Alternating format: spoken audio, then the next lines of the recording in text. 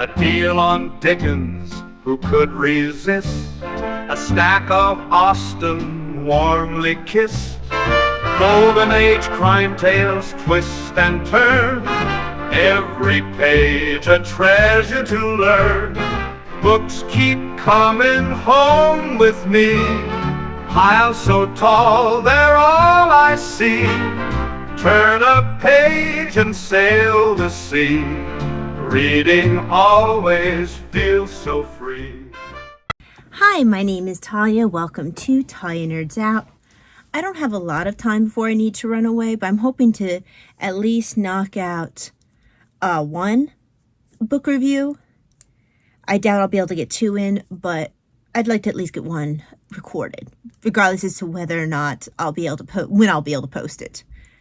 So this was a book that I read during, I think they did this during March Mystery Madness.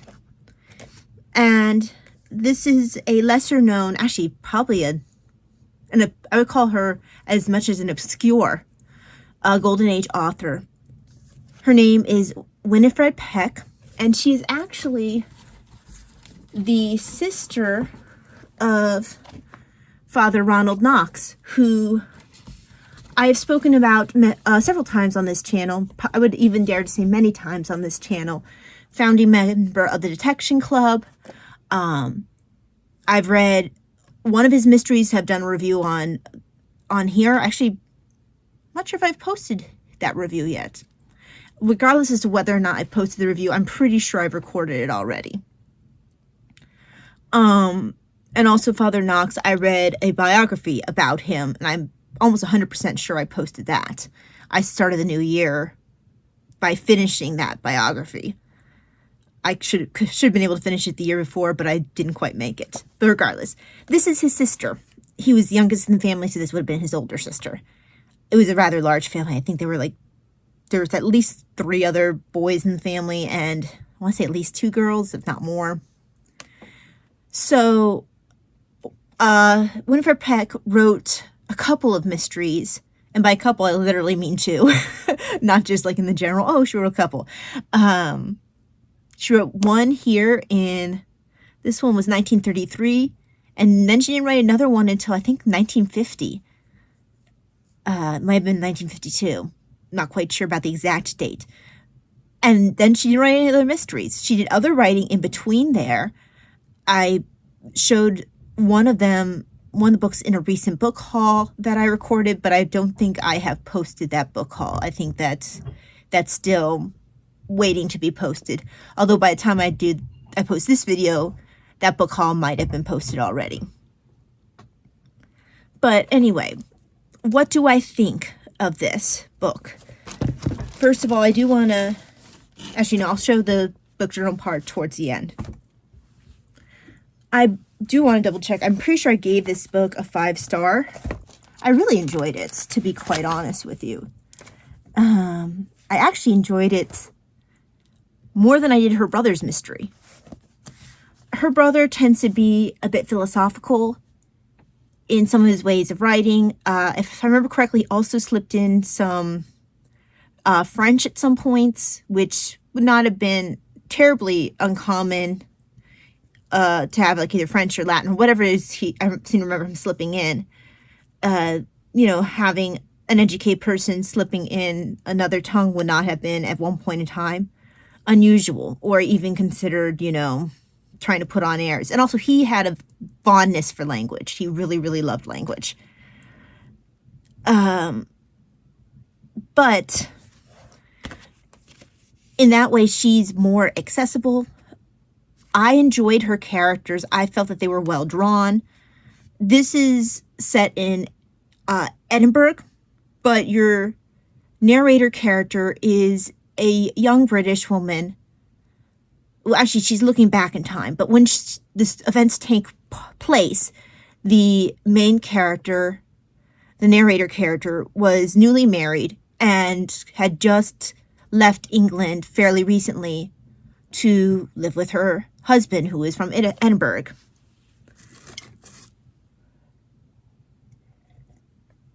So she's an outsider in every sense of the way, and is very actually a really great character to follow, as someone who, the reader can very much feel like they can empathize with this narrator, because we're as out of place as she is among these Warrielaws. So the Warrielaw is the name of the family at the center of this mystery. There is a theft, there is a murder, and there's just a lot of drama amongst this family that truly seems to hate. There doesn't seem to be much love lost among any of the members of the family. So when a murder occurs, any one of them is considered a potential and viable suspect. I did pretty much figure out who committed the murder by the end, but I actually give Winifred Peck credit when it comes to that, because if you've watched other book reviews that I've done about mysteries, particularly the one that I did on I don't think I have it up here anymore. The one that I did on... Sorry, I had to think a second. Thursday Murder Club. If you had seen that video and then videos I've done since then, you know that I hold a fairly high standard for mysteries insofar as I kind of expect Golden Age standard. And more modern mysteries don't always stand up to that standard for me. Winifred Peck does stand up to the standard. She actually, very awesomely, has something, and my book doesn't have this particular picture, and I'm kind of disappointed that it doesn't, but this is something cool that she does within her book. And so first of all, you saw the cover. There wasn't a lot in the way of pictures. That's the only other cover that I could find. But what I really enjoyed was this, another edition of this book, the way they handled the section right before the reveal. Now, my book has the same warning, but it doesn't have the picture. So it says, stop. And it's right before chapter 13. And it has like this creepy looking guy, which my book unfortunately doesn't have. But what's said underneath that stop, I do have in my book. This is a challenge to you. At this point, all the characters and clues have been presented. It should now be possible for you to solve the mystery. Can you do it? Here's your chance to do a little detective work on your own. A chance to test your powers of deduction. Review the mystery and see if you can solve it at this point. Remember, this is a sporting proposition made in an effort to make the reading of mystery stories more interesting to you. So, don't read any further.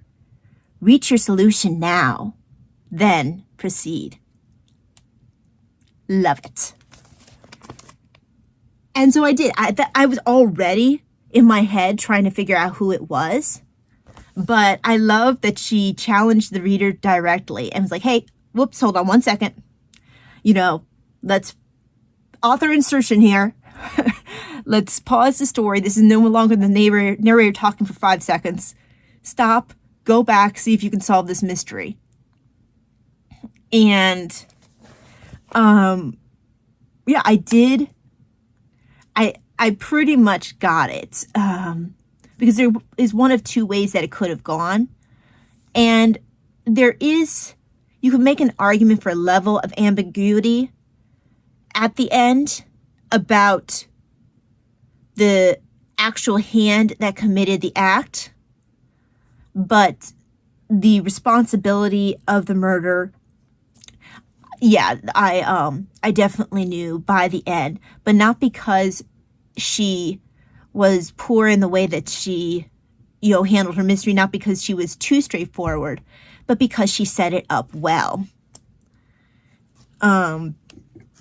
if you had asked me at the very beginning who would commit a murder, I don't know that I would have necessarily come to the same solution that I did by the end. So which sounds like a stupid thing to say, but my point is that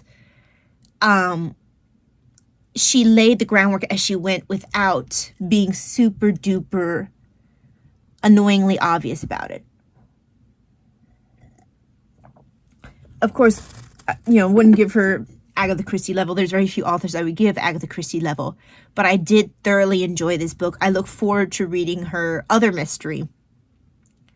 And the narrator character is interesting because she's kind of a mix of a detective and an assistant, because she, your actual detective is a friend of her husband's who was, I believe he was a former police inspector. But then when he came to some money, one of the stipulations was he had to stop being a police detective. So now he's kind of doing stuff more in the private line.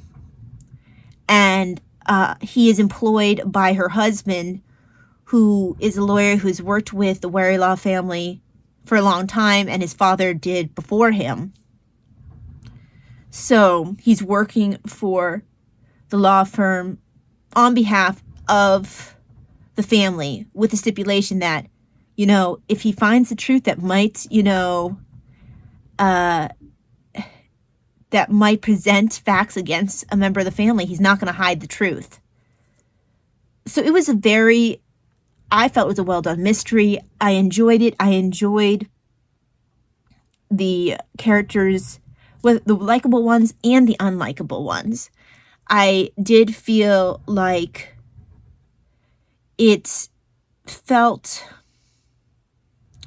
I did feel like the main character, I'm trying to remember her name, because, sometimes when I have a main character who you're in the first person point of view, I don't always remember that character's name. And it's been a little while since I've read this. I think it might have been Betsy. I'm pretty sure her name was Betsy. But when hang on, I think it might say right at the beginning.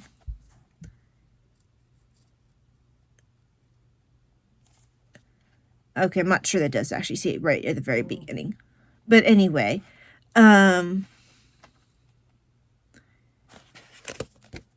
your main character, she's very likable. I think quite human. I think most of the characters have a level of something that you can latch onto that doesn't just make them feel cartoonish, which is nice. I did pick up another one of Winifred Peck's books. So I have her other mystery, and then I have one of her non-mysteries as well that I wanted to read because I enjoyed this one so much.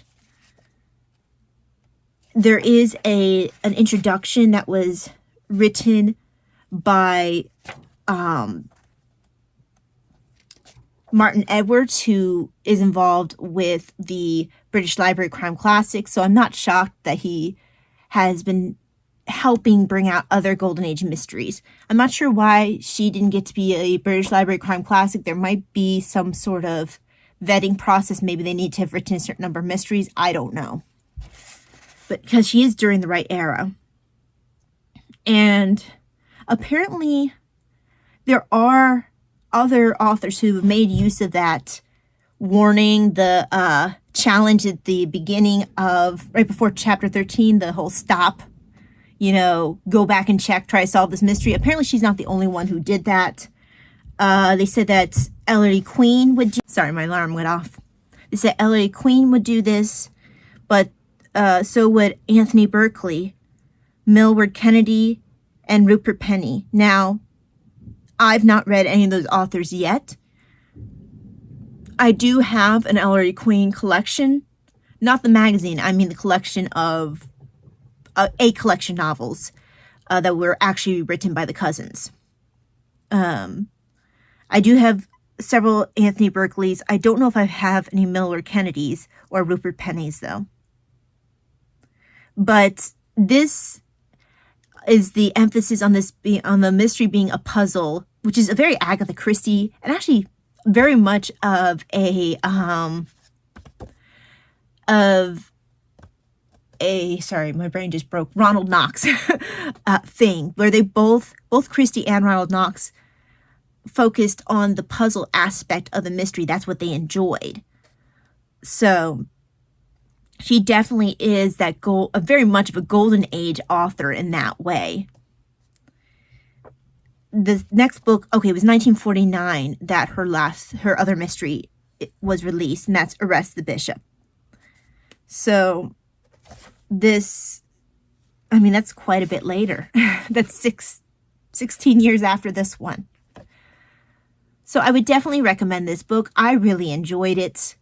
I'm sad that she only wrote 2 mysteries, but I look forward to reading the other works that she has written. I don't think that a lot of them are available, even her non-mysteries. I think that she's a bit of a forgotten author, unfortunately. So if you have never heard of Winifred Peck and you enjoy checking out forgotten authors, she does have this particular book, The Warrielaw Jewel, and the other mystery, Arrest a Bishop, and there's a question mark at the end of Arrest a Bishop. I'm trying to remember the name of the other story that I picked up by her that wasn't a mystery.